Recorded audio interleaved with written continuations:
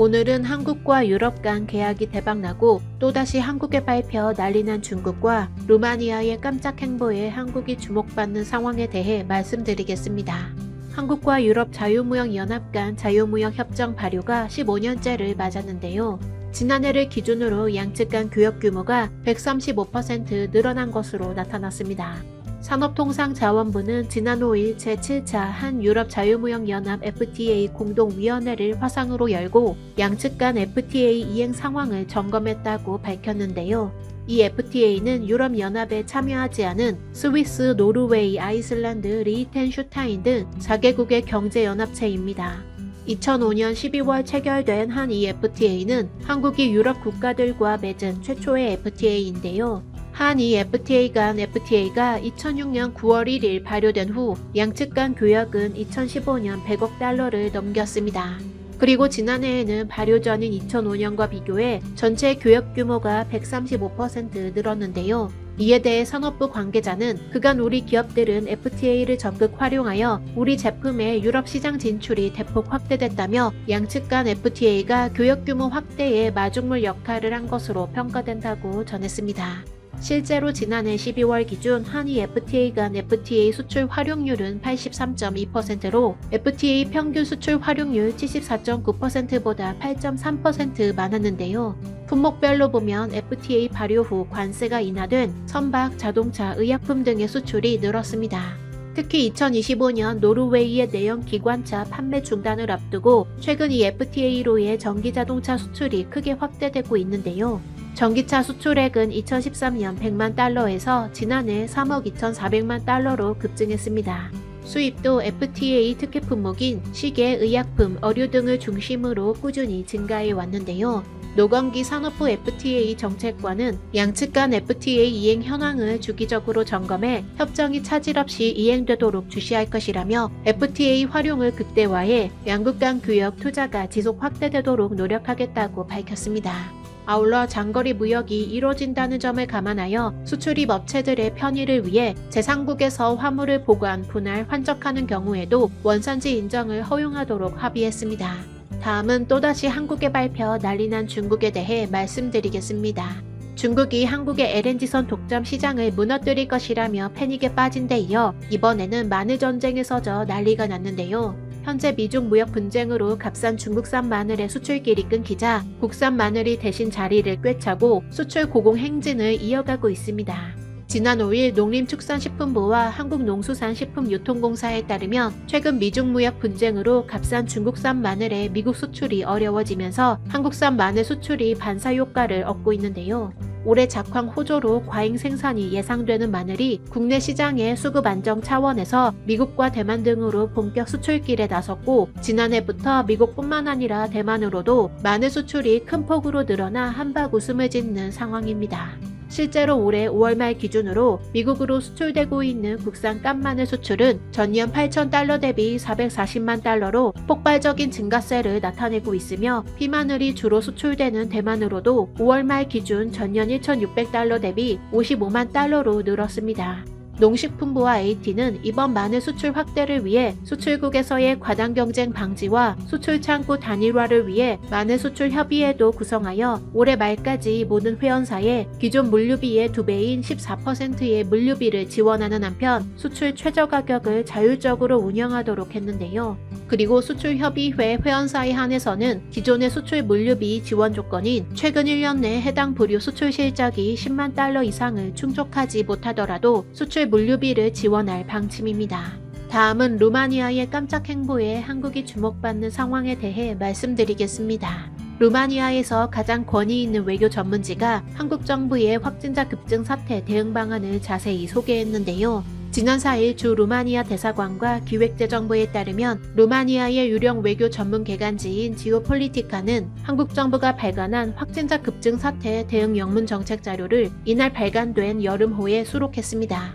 해당 영문 정책 자료는 기획재정부, 국방부, 행정안전부, 국토교통부, 중소벤처기업부, 병무청 등이 범정부 차원에서 우리 정부의 대응 정책을 정리한 자료로 지난 3월부터 매월 한 권씩 3차례에 걸쳐 발간됐는데요. 지오폴리티카 여름호에 수록된 자료는 지난달 3일 발간된 회복력의 시험 무대이며 100쪽 분량의 책자를 15쪽으로 압축해 소개했습니다.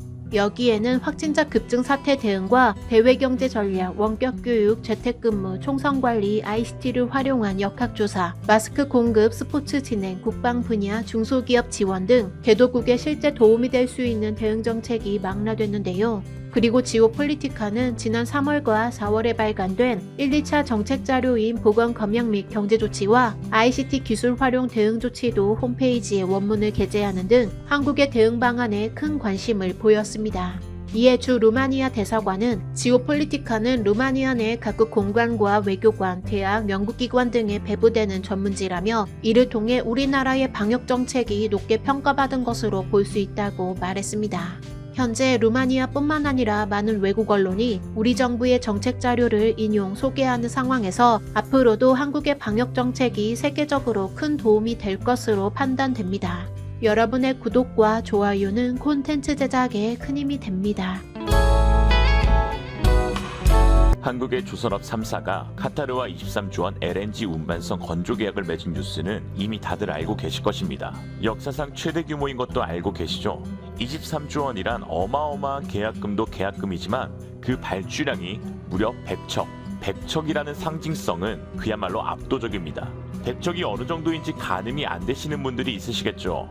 2020년 월드 LNG 리포트에 따르면 현재까지 건조된 LNG 선의 총 개수는 모두 541선입니다. 이번 한국 기업들이 맡은 카타르 LNG 운반선 건조 계약건이 지금까지 건조된 LNG 선의 무려 18%를 차지할 정도로 어마어마하게 많은 물량이라는 것이죠. 이에 대해 이 계약은 향후 10년간 한국 조선업을 먹여 살릴 것이라는 것이 괜한 말은 아닐 것입니다. 한국과의 계약을 성사시킨 카타르의 사드 스웨리다 알 카비 장관이 역사상 가장 큰 규모의 LNG 선 건조 프로그램이라고 설명한 이유도 있겠죠. 그렇다면 한국이 이렇게 큰 계약을 당연하다시피 가져오는 이유가 무엇일까요? 전 세계 조선의 발주를 도맡아 하는 아시아 3개국 한국, 중국, 일본 중에서 유독 한국의 조선업이 전 세계에서 최고이고 발주량 90% 이상을 싹쓸이하는 이유에 대해서 알아보겠습니다. 첫 번째로 당연히 뭐니 해도 우리나라의 기술력이죠. 국내 대형 조선소들은 상선 건조에 있어서 경쟁국 대비 설계 능력이 앞서며 이로 인해 원가 및 품질 통제가 가능합니다. 중국은 기본 설계 능력이 부족하여 정해진 납기 내에 건조를 끝내지 못하는 경우가 빈번하며 일본 역시 설계 능력 부족으로 설계 변경 요구에 대응하지 못하는 바 모두 지들 기준에 맞춰 표준선 위주로 팔다 보니 고객의 니즈를 충족시켜주지 못하는 것이죠. 더군다나 최근 중국 LNG선 수주 잔량 1위 기업인 후동중화조선이 건조한 LNG선이 엔진 결함 문제로 운항 중단했다는 뉴스도 있네요. 또한 한국의 기술이 최고인 이유 중 하나는 우수한 기자재에 있습니다. 기자재는 기계, 기구, 자료 등을 통틀어 일컫는 말로 한국에는 우수한 선박 엔진 제작업체 등이 다수 존재하며 중국 및 일본 대비 조달 능력과 퀄리티가 우수합니다. 현대중공업, 두산엔진 및 STS 엔진은 전 세계 선박 엔진 점유율 50% 이상을 차지하고 있는데요. 한국 범용 선박의 경우 90% 이상의 기자재가 국내에서 조달되고 있으나 중국의 경우 국산화율 60%밖에 미치지 못하고 있습니다. 그 밖에 중국은 중소조선소가 난립한 것과 달리 한국은 대형 3사가 작년 세계 발주 물량 90% 수주, 전 세계 수주 잔량의 26%를 차지하며 규모의 경제를 실현하였다는 것인데요. 규모의 경제는 투입 규모가 커질수록 장기 평균 비용이 줄어드는 현상을 말하며 생산량을 증가시킴에 따라 평균 비용이 감소하는 현상을 의미합니다. 한국의 이러한 기술력으로 LNG 선이 필요한 국가가 찾는 첫 번째 국가는 한국이 되었던 것이죠. 두 번째로 한국과 카타르의 경제적 이해관계에 있습니다. 여러분, 카타르 하면 떠오르는 것이 무엇이 있습니까? 오일머니, 그야말로 석유 부자 국가이잖아요. 그런데 놀라운 것은 카타르는 지난해 1월 1일부로 석유 수출국 기구를 탈퇴했습니다. 카타르는 1961년 창설돼 국제 유가를 좌우해온 오펙의 원년 멤버인데 말이죠. 로이터는 카타르가 석유 대신 세계 생산량의 30% 정도를 차지하는 LNG에 집중하고 싶어 한다고 전했습니다. 카타르에 있어서 한국은 카타르 LNG계의 큰 손이자 우량 고객인데요. 한국은 전 세계 LNG 수입 3위의 국가 국가이고 카타르의 최대 수출국 중 하나입니다. 최근 우리 정부의 에너지 정책은 탈원전, 탈석탄 추진 과정에서 LNG 사용 확대에 초점이 맞춰져 있는데요. 산업부는 신규 석탄 발전소의 진입을 원칙적으로 금지하고 노석탄 6기는 LNG로 전환하겠다고 밝혔습니다. 18년 기준 한국의 LNG 도입 동향을 살펴보면 총 4,420만 톤으로 그중 카타르의 비중이 32%, 1,425만 톤으로 1위 수입국입니다.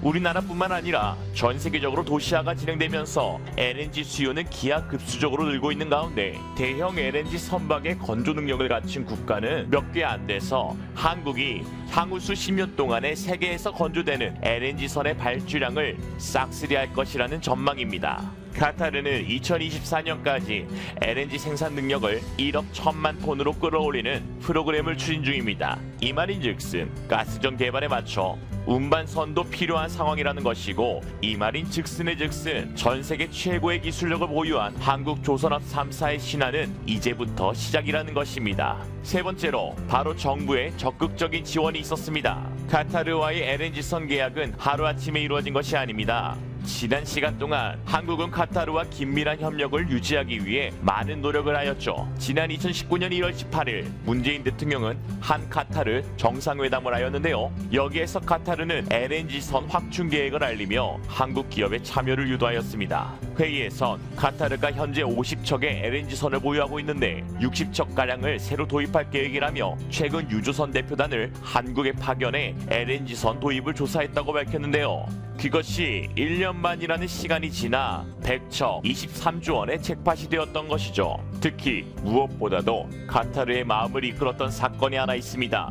전 세계적으로 C19 바이러스가 창궐했던 지난 3월 한국산 진단키트를 카타르에 전달한 것이 카타르의 마음을 움직였다는 평가입니다. 지난 3월 말 카타르는 한국가스공사에 한국 진단키트와 장비를 요청하였는데요. 그 요청을 한 사람이 바로 LNG선을 발주한 알카비 에너지 장관입니다. 가스공사는 진단키트 생산이 가능한 국내 바이오 업체를 찾아내 이 업체와 관련 장비 구매 계약을 맺었습니다. 이 업체는 즉시 증산에 나서 4월부터 카타르에 순차적으로 공급했죠. 이 업체가 카타르 국영 석유사에 보낸 제품은 C19 분자 진단 장비 18대와 분자 진단 키트, 핵산 추출 시약 등 50억 원어치였습니다. 신속한 진단 키트 공급이 23조 원 상당의 수주 잭팟으로 이어진 셈이죠. 여러분, 한마디로 50억을 주고 23조 원을 받은 것이에요. 뭐 투자로 치면 초대박 아니겠습니까? 윤재관 청와대 부대변인은 4일 브리핑에서 정상회담 등 정상외교를 통해 양국 간 협력의 토대를 마련하고 신뢰를 찾아온 것이 LNG선 수주라는 열매로 이어졌다고 말했습니다. 앞으로 한국조선업계에 향후 7년간의 도크를 채울 미천은 확보한 상태인데요. 글쎄요, 저는 밥을 안 먹어도 이런 좋은 소식을 들으면 든든하더라고요.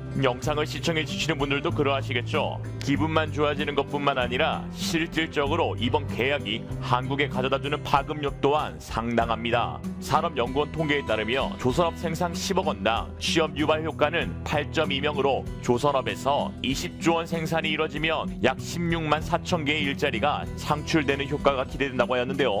부산, 울산, 경남 등의 지역 경제 활력이 생길 것으로도 예상됩니다. 기업도 좋고 정부도 좋고 국민도 좋고 지역 사회도 좋은 그야말로 일석몇조야 이게. 일석이십삼조네요. 한편 일본의 상황은 아주 침울합니다. 일본은 한때 독보적인 조선 강국이었는데요. 1956년 신조선 시장에서 세계 1위를 차지한 뒤 수십 년간 세계 정상을 유지했습니다. 일본은 1980년대 초반까지도 세계 신조선 물량의 절반 이상을 건조하며 다른 나라의 월등히 앞서는데요. 그런 일본 조선사들이 잇따라 몰락하고 있습니다. 일본 2위 조선사인 재팬마린 유나이티드는 최근 신조선 사업을 접겠다고 밝혔고, 미쓰비시 중공업도 LNG선 사업에서 손을 떼겠다고 발표했습니다. 일본 조선업체의 지난해 수주량 점유율은 13%로 한국과 중국에 비해 한참 밀렸습니다. 이러한 몰락의 대표적인 이유는 바로 과잉 구종 조정 때문인데요.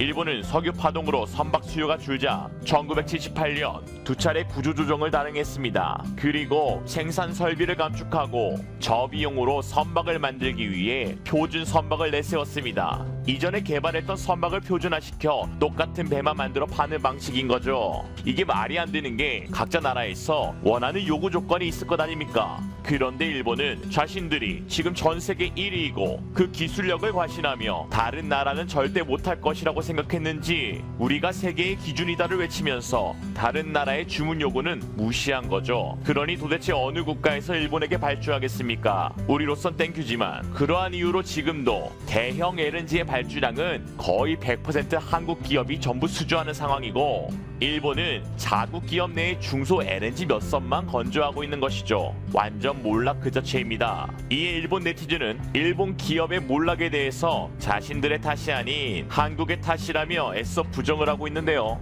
기사의 배포를 보면 화가 나는 기사이지만 현재는 안타까운 결과입니다. 한국 조선업 점유율 세계 1위, 한국의 반도체 점유율 세계 1위. 일찍이 30년 전에는 일본이 모든 부분에서 세계 1위였습니다. 한국 기업은 30년 전 규모의 3배로 성장했습니다만 왠지 일본만이 역행해 30년 수준보다 생산액이 떨어지고 있습니다. 라고 하였는데요. 그러면서 원인에 대해서는 결코 대중 매체는 보도하지 않지만 한국은 국가가 나서서 지원하고 있기 때문에 비용 하락 가격을 제시할 수 있습니다. 이건 명백한 규칙 위반으로 일본으로부터 점유율을 빼앗은 것입니다. WTO는 한국을 막을 수는 없었겠지요. 무능한 WTO 때문에 일본이 피해를 보게 되었습니다. LNG선 대량 수주를 할 수 있었던 배경에는 거국적인 로비 활동의 결과일 것입니다. 일본은 조선업에 국가가 적극 관여하여 부활시키는 것이 중요합니다. 라고 하였는데요. 이 시점에서 이순신 장군님의 명언이 떠오르네요. 왜는 간사하기 짝이 없어 신의를 지켰다는 말을 들은 적이 없다.